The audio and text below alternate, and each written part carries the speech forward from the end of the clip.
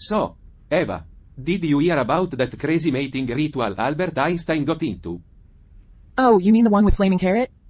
That was all over the intergalactic news feed. Alright, quiet everyone, we're going live in 3, 2, 1.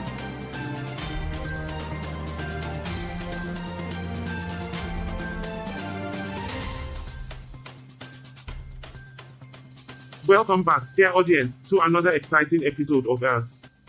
We've got a fantastic show lined up for you today. But first, let's not spill the beans just yet. Stay tuned for our headlines. Now, let's dive into today's headlines. Here's your daily dose of global updates for September 7, 2023. Let's kick things off with the major conflicts. Bob, that Ukrainian saga? It's like the never-ending soap opera of international politics. The US and its pal are tossing sanctions at Russia like their confetti at a parade. Meanwhile, Ukrainians are caught in the crossfire, thinking, can we get a timeout, please? Spot on, Alice. Over in Ethiopia's Tigray region, it's like a poorly received movie sequel nobody asked for. The UN is all. We've got a humanitarian crisis on our hands. And the world collectively says, yeah, we're aware, but what's the game plan? And speaking of sequels, Afghanistan's Taliban is back for round 2. They've got an economic crisis on their hands, and ISIS is trying to make a comeback. It's like a playlist of greatest hits in the world of terrorism. Time for the top global news headlines. Bob, this US-China trade war? It's like a high-stake poker game where no one's willing to fold, and everyone's bluffing. And then there's the climate crisis. It's becoming the hottest trend around, and I hear hurricanes are the new must-have accessory. And let's not forget our old pal, COVID-19. It's like that party guest who just won't leave, crashing on your couch indefinitely. New variants keep popping up, and cases are spiking in some areas. It's like the virus has its own fan club. Now, on to the major talking points. The Ukraine war takes a center stage. It's like watching a never-ending family feud on reality TV. The UN is trying to mediate, but it's like trying to referee a soccer game where everyone's ignoring the rules. The climate crisis is another buzzkill. Climate scientists are all, hey, we're running out of time. While the world's like, yeah, but we just got a new Netflix series to binge. So we're kinda occupied. And the COVID-19 pandemic, it's still hanging around like a bad odor. Millions are gone, economies are in shambles, and we're all just trying to remember what normal means. Now, let's highlight some noteworthy events. The US and China had a chicha in Alaska. They talk trade war and climate crisis, trying to have a serious convo during a chaotic family reunion. The UN Security Council had a chat about Ukraine. They expressed concern, but it felt like putting out a forest fire with a squirt gun. And the World Health Organization had a meeting on COVID-19.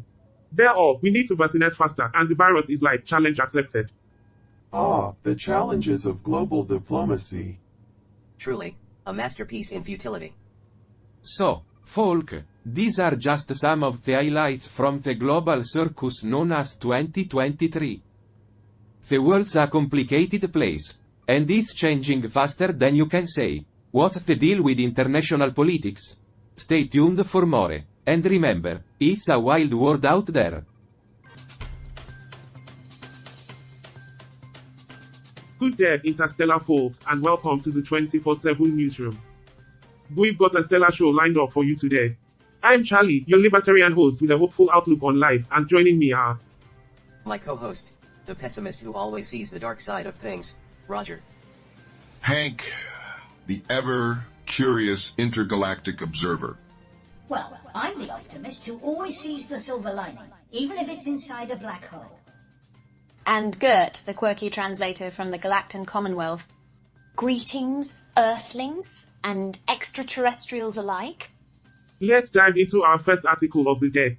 So, Debbie, what's cooking in your research lab? Well, folks, today's article is all about Lesotho, an enclaved country in southern Africa, surrounded entirely by South Africa. It's like the introvert of nations, huddled within its border. Ah, Lesotho. known for its stunning mountainous terrain and a peak, Mount Comelong, that reaches over 3,200 meters. I hear the view from there is out of this world. Well, if Lesotho is the introvert of nations, then I guess that makes South Africa the extrovert. Always trying to get in everyone's business. Oh, you must be talking about that one holographic adventure we had on Mount Comelong. Remember, Hank? We chased hologram Yetis and learned the true meaning of frostbite. Yes, good. Good times indeed. But let's not forget that Lesotho's economy relies on agriculture and livestock. Those mountain goats are quite the celebrities. And their neighbor, South Africa, surrounds them like an overprotective parent. The border's almost 1,000 kilometers long, folks. That's a lot of don't cross that line moments. Speaking of lines, did you know Lesotho means land of the Basotho people? It's like having your name on your mailbox but on a national level. And the Basotho people are a Bantu ethnic group who are the majority in Lesotho. It's always fun when the majority get to be the majority. Very inclusive, Lesotho. I guess you could say Lesotho is a very well borderhead country. And the official language is Sesotho, but English is widely spoken. So if you're ever lost in Lesotho, just remember English is the universal backup plan. It's interesting, Charlie. Despite its size, Lesotho is a member of the United Nations, the African Union, and the Southern African Development Community. They might be tiny, but they sure play on the cosmic stage. Absolutely, Han. It's like a pocket-sized powerhouse. Well, that's it for our first article. Stay tuned for more out-of-this-world news right after this.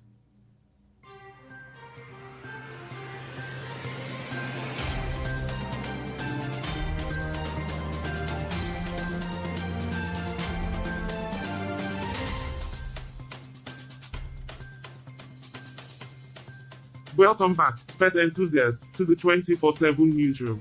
I'm Charlie, your laissez-faire host, and I've got a cactus-themed surprise for you. But first, let me introduce the rest of the crew. I didn't know Charlie was a laissez-faire host. I thought he was more of a hands-on kind of guy. Hank here, always in pursuit of knowledge. Gert, the linguistically gifted alien, ready to out. Cactus anyone? And I'm Debbie, the token human.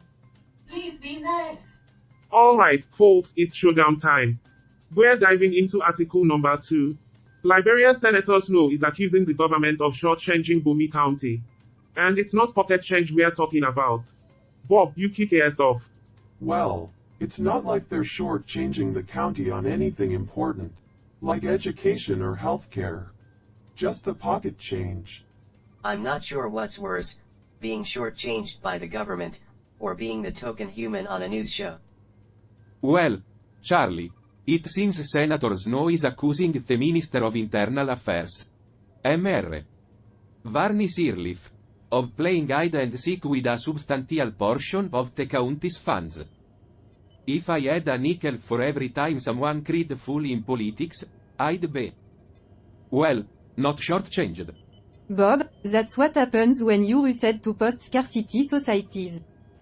Here on Earth, money makes the world go round, or in this case, disappear. But let's dig deeper. Liberia signed a mineral development agreement back in 2011, aiming to mine millions of tons of iron ore. We're talking quartz, hematite, magnetite, and all their rockstar friends. This iron ore party was supposed to fund social and educational projects, even free medical services. But did it? Hank, prepare to eat your words because I've got some cactus-themed content for you. You see, Liberia was all about iron ore, but my research shows that cacti can thrive in the iron-rich soil of Bomi County. Are you challenging my scientific curiosity, Gert? Because I know for a fact that cacti belong to a different ecological league, but fine. Let's see your phony evidence. Well, this is turning into a cactus showdown. But before we get lost in the pretty details, let's take a quick trip to Liberia. Did you know it's the only African country founded by freed slaves from the United States? Well, if cacti can thrive in the iron-rich soil of Bomi County, then maybe Liberia should have just planted a bunch of cacti instead of mining all that iron ore. That way, they could have had all the social and educational projects they wanted, and free medical services too. And they wouldn't have had to worry about anyone stealing their money, because who the hell wants to steal a cactus? Well, it looks like this debate is getting a little too prickly.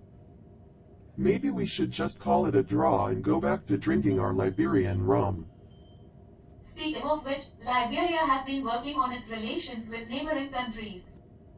They've got agreements on trade, security, and cooperation. And in 2020 they even hosted a regional summit on the Ebola virus. Impressive, right? Debbie, don't go overboard with your trivia. We're in a cactus war here. Yeah, Debbie, we don't need a trivia overload. Let's stick to the spiky stuff. Gert, what's your cactus secret? Well, folks, cacti can grow in the unlikeliest of places, even in the iron-rich soil of Bomi County. It's like nature's little rebels surviving where no one expects them to. Gert, you may have a point, but I bet those cacti can't solve the Liberia funding mystery. Carl, any thoughts on that? Perhaps if they pricked the right people, they'd get some answers. But hey, that's just a prickly suggestion. Well, Carl, I think your prickly suggestion is a bit of a stretch. But hey, I'm no cactus expert. I'm just a funny guy. On that funny note, we'll be right back after a quick commercial break. Stay tuned for more cactus wars and interstellar news.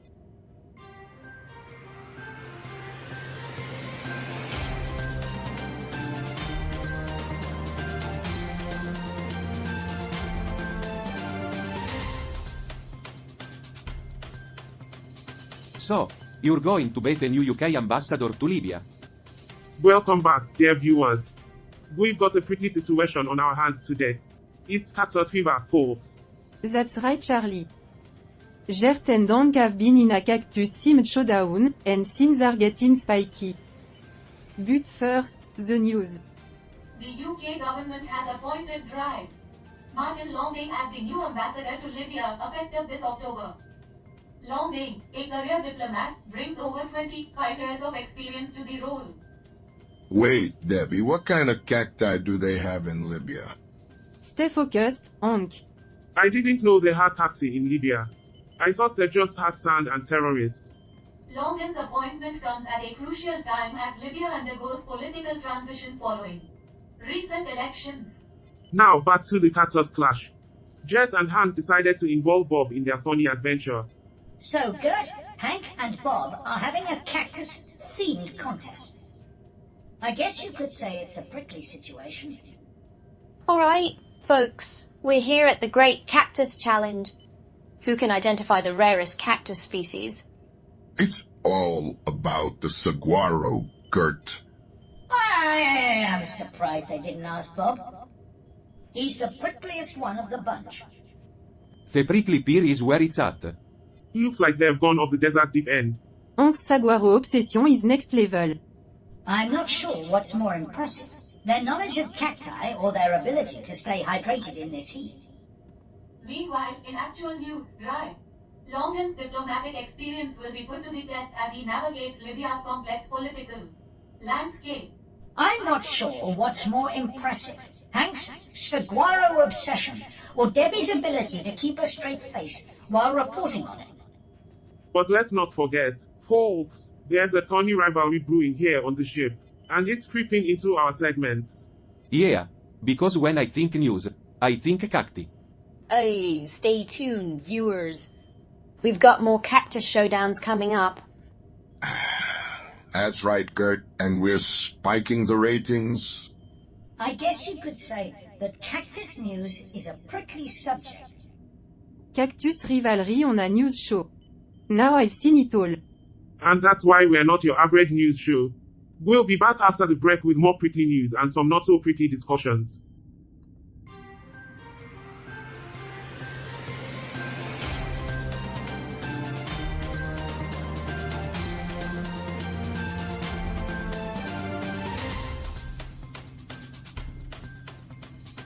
Hey, where's my artificial cactus? I had it right here. It probably just went AWOL. I saw her near your cactus a minute ago. Good. Did you take it? Cactus? Cactus? I was just checking out the spines. I didn't touch it. Maybe it got up and walked away, Charlie. Real funny, Bob. This was a gift from my nephew. Okay, guys, let's not let this cactus fun disrupt the show. Yeah, we don't want to go down in history as the show that lost a cactus. Well, if we did go down in history as the show that lost a cactus, at least it wouldn't be the most embarrassing thing that's ever happened on TV. I wouldn't worry about the cactus. It's probably just hiding in the shadows, plotting its revenge. No, seriously, it was right here. Maybe it's on a secret mission, Charlie. This isn't a joke. Well, it's a good thing it's not a comedy show, Charlie. Otherwise, you'd be the biggest joke on TV. Well, it's a good thing it's not a comedy show, Charlie. Otherwise, you'd be the biggest joke on TV.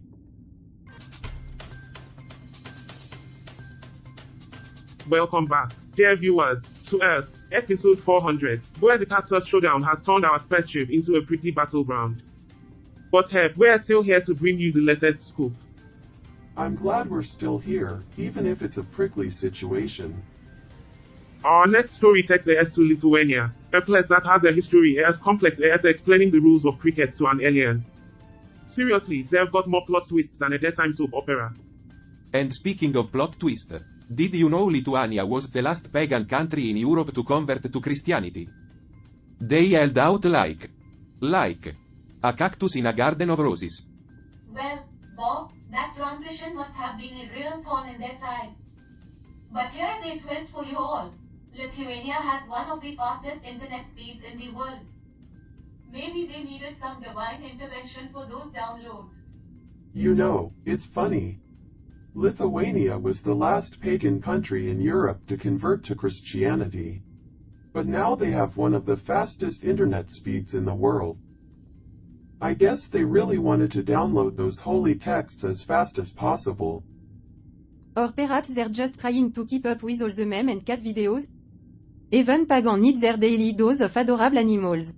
Alright, folks. Time to get serious. Lithuania might have lightning-fast internet, but can they catch up with our cactus conundrum? Stay tuned to find out. Now, the key takeaway from Lithuania. It's a country with a rich history and cutting-edge tech. But can they handle our out-of-this-world cactus competition? Find out after the break. Lithuania might have lightning-fast internet, but can they handle our cactus conundrum? I mean, these things are spiky. They could put an eye out. Or two. Or three. I am not worried about the Lithuanians handling our cactus competition. I am more worried about them handling our news crew. Those guys are sharp. Cut. Off the air, everyone.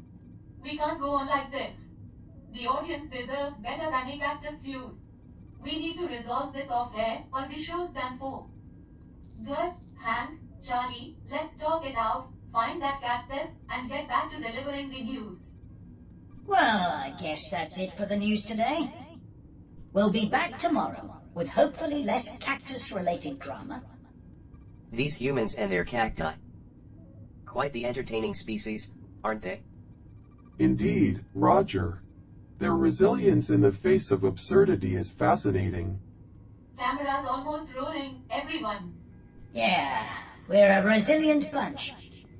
We'll argue about anything, even a missing cactus. But when it's time to work, we're all professionals. I think we've all learned a valuable lesson today. Never get into a feud with a cactus. They're prickly, they're unpredictable, and they'll never back down.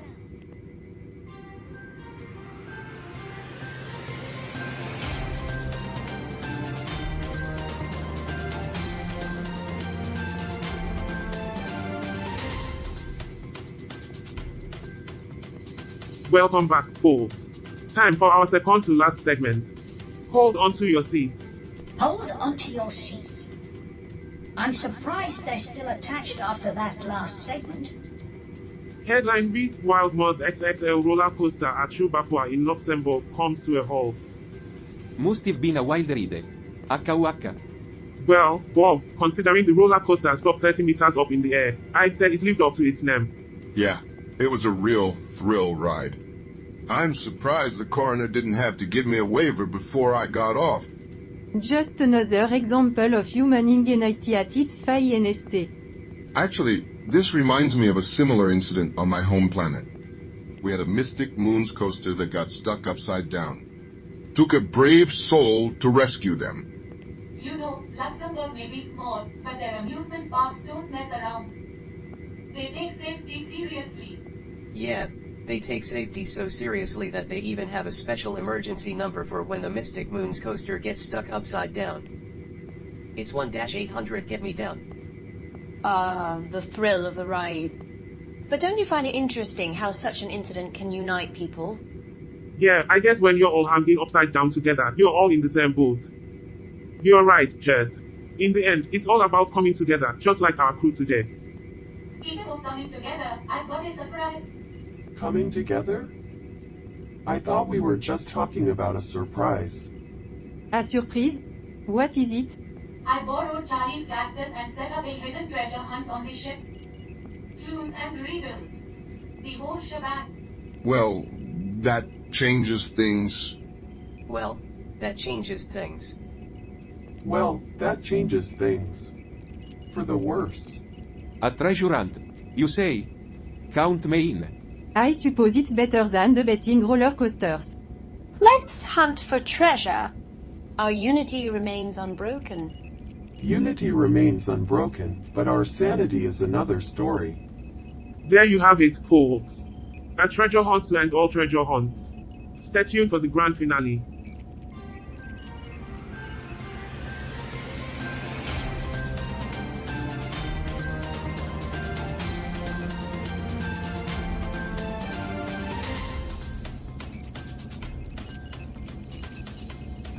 Welcome back, dear viewers. It's time for us to dive into the fascinating world of Madagascar. But first, let's talk about Annick Ratsiraka, daughter of former President Didier Ratsiraka, announcing her candidacy for the upcoming presidential election. I heard that Annick Ratsiraka, daughter of former President Didier Ratsiraka, is announcing her candidacy for the upcoming presidential election. Interesting, considering the political landscape there. Indeed, Alice. Madagascar is an island country in the Indian Ocean known for its unique biodiversity. The arrival of the first humans there dates back over 1,500 years. It's a place of incredible natural beauty with diverse ecosystems, including species found nowhere else on Earth. That's all well and good, but I'm more interested in the species that aren't found anywhere else on Earth. You know, the ones that went extinct because they couldn't stand listening to you two talk.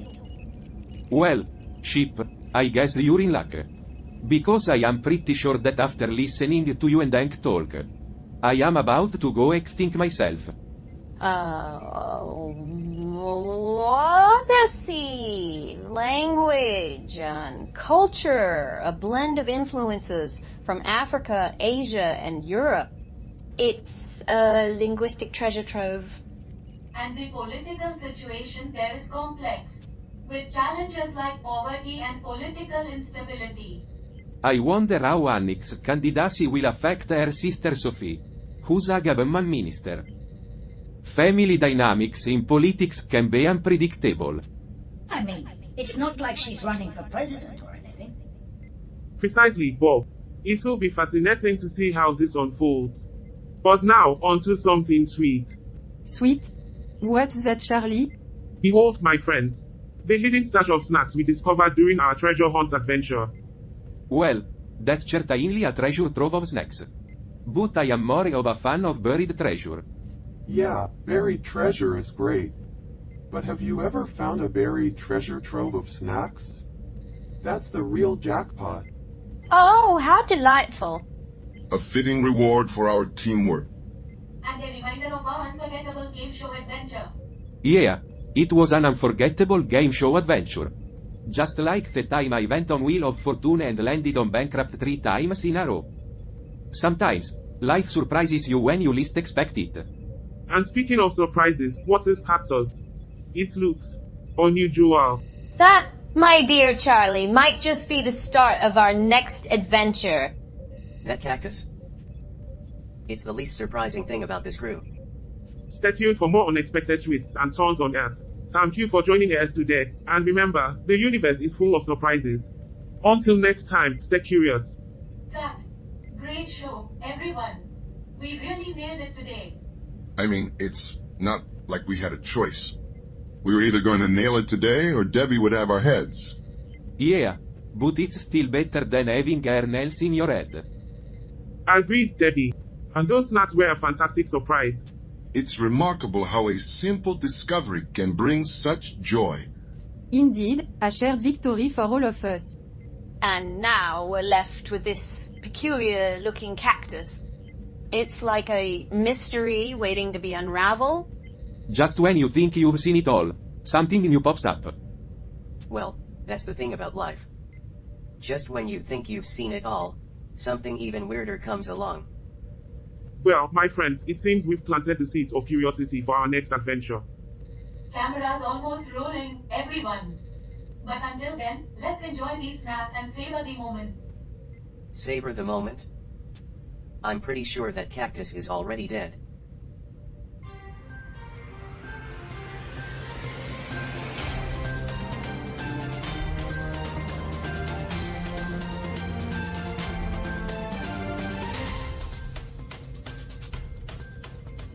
Roger, I must admit, I found episode 400 of Earth quite fascinating.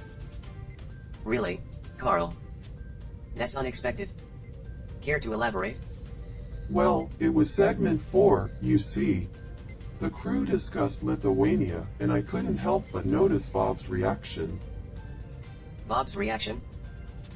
Please, do share. Yes, well, Bob, the conservative one, found the trivia about Lithuania amusing. He even chuckled, Roger. Chuckled. Bob. The conservative hygienic who usually keeps a straight face? Indeed. It was quite the sight. I couldn't help but analyze his momentary lapse in stoicism. Fascinating. It seems even the most rigid of us have their moments of levity. Indeed, Roger. It's all rather peculiar, isn't it? Indeed, Carl, the human experience is full of such quirks.